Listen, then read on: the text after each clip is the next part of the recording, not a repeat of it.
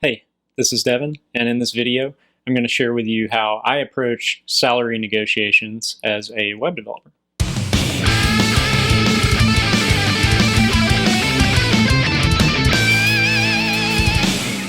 You may be coming to this video hoping for some psychological maneuver you can use to trick someone into paying you more salary than they would have otherwise. That's not really what I'm about, so that's not what this video is going to be. But I do think I can give you some advice that will be useful in negotiating your salary as a web developer.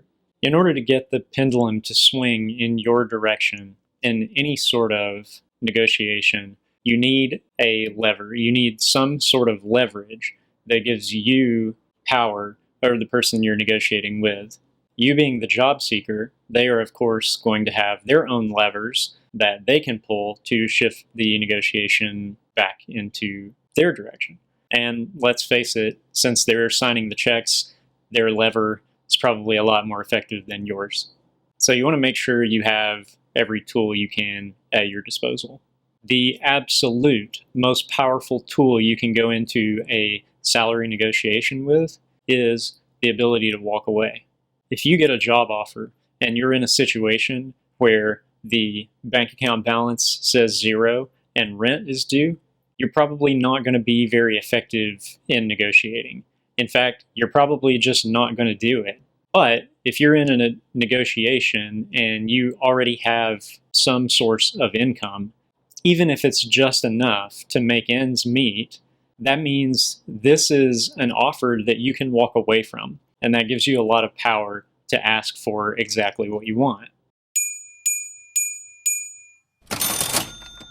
I know a lot of people that are going to be listening to this are going to be brand new developers, and you're probably at this point thinking, I'm trying to get the first job and I want to understand how to negotiate my offer. So obviously I don't have an income to fall back on.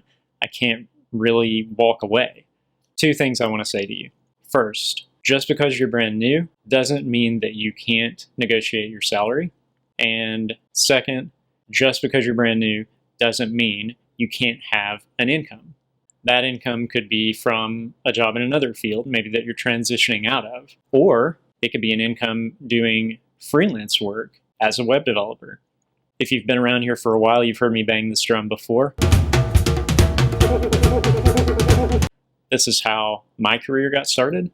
I started by applying for a bunch of jobs. No one wanted to hire me, understandably, because I had 0 experience.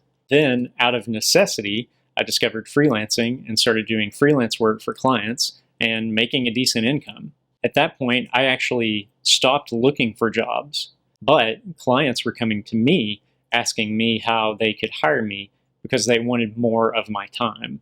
At that point, I had 2 advantages because not only did I already have an income and I didn't need the job, but they were coming to me. The very first full-time job I was ever hired for, the CTO of the company approached me and said, basically, we would like you to come on and continue doing what you're doing, but we want you to do it for us as a full-time employee. I loved working with this company. They were my best client, but at the same time, I didn't necessarily want a full-time role and everything that entails. So instead of being in this frantic, oh crap, I'm out of money, I've got to get a job mode, I was approaching it from a completely different angle. Instead, I could think, well, I'm happy where I am. I'm already making what I need to make. I know there are going to be some inconveniences associated with taking on this full-time employment. So how much do I need to be paid to do that and to give up some more of my time? That gives you a completely different outlook on the negotiation, and it completely flips the power dynamic. You may say, well, that's great for you, but I'm also not a freelancer. Yes, but you can be. I've got a couple of videos in my web developer roadmap series that can help you with that. I will link to those in the top right corner of the video right now so that you can check them out. And just to share with you the outcome of my first salary negotiation for a web development role, I was able to get an offer that was roughly twice the average developer salary in my area.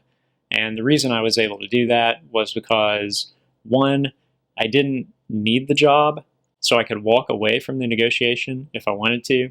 And that gave me the freedom to ask for exactly what I wanted. And two, I was already freelancing for the company, so I had reduced their risk in hiring me down to virtually zero. They already knew I could do the work. If you want to flip the power dynamic at your salary negotiation, get some experience, and start getting paid at the same time, then I highly recommend you take a look at doing some freelance development. If you're shotgunning applications and not getting any bites, you might as well. Thanks for watching, and I'll talk to you in the next one.